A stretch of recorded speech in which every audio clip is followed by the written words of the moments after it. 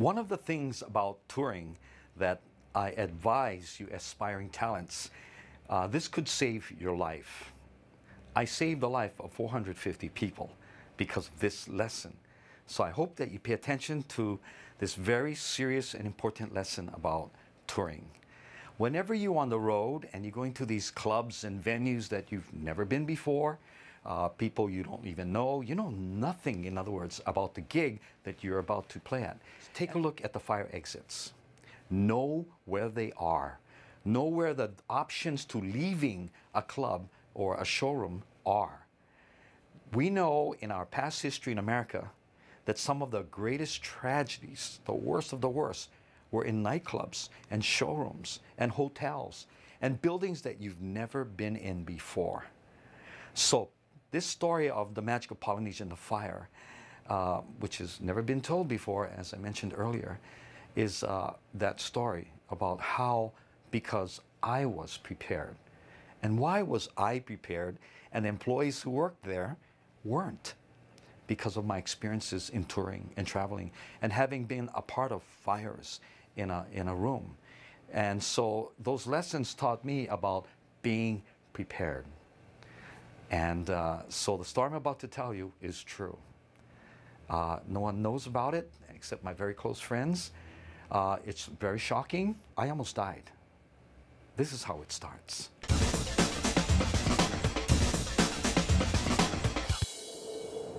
In the last episode, I talked about the Magic of Polynesia and how I was hired as a barker, and I became the opening act for the Magic of Polynesia.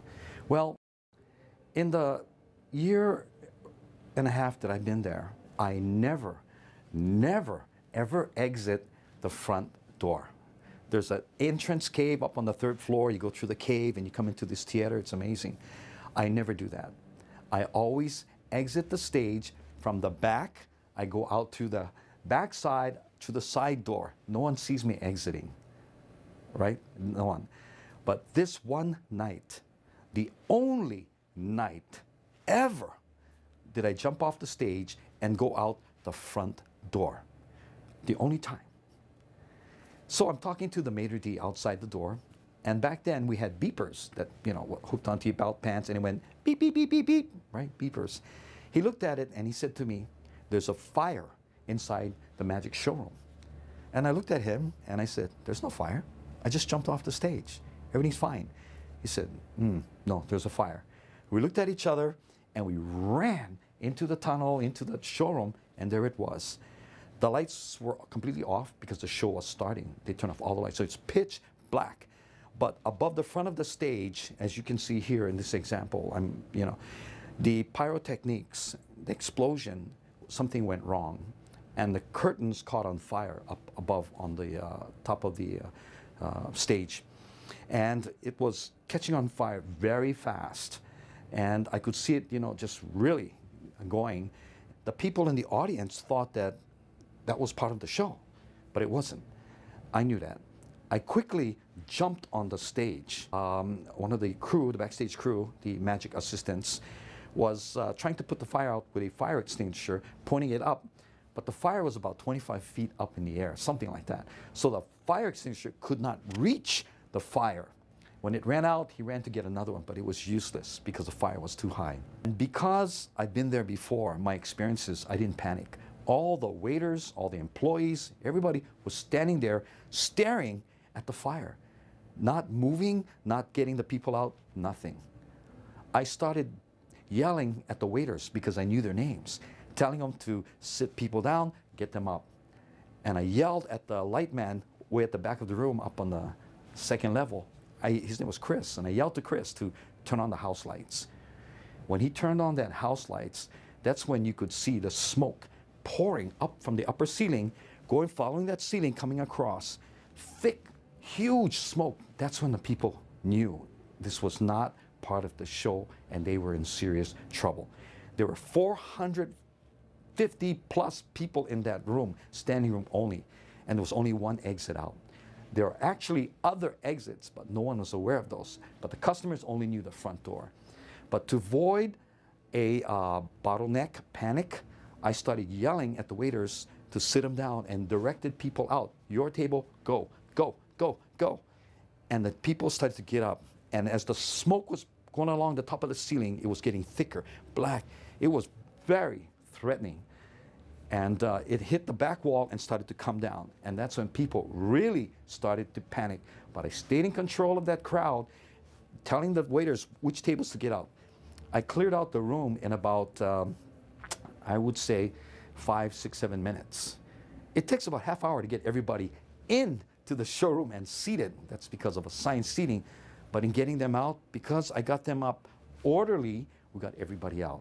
But even the last, I would say, 60, 75 people, already the room was filled with smoke. I mean, people were choking. It was hard to see. It was, you know, the smoke was kind of burning your eyes at that point already. I think I got everybody out. That's when I realized I didn't know where the heck I am, because you couldn't see anything. The room was filled with smoke. Because I knew where the front door was, I kind of guessed which direction to head, because I know that I was facing the audience, so that means it was to my left. I got to the edge of the stage, felt my way, got off the stage, and kind of felt my way. Now, I was crawling on the carpet because you can't breathe. The only place that had air was 2 inches off the carpet. It's the only place. At that time, my eyes were burning red. I mean, I was choking, crawling, until I could feel the wall, and then I knew that this was the entrance to the cave, and I knew that I just had to go that way. And I crawled through that cave tunnel to try and find an exit. Now, you can't see anything. It is just filled with smoke.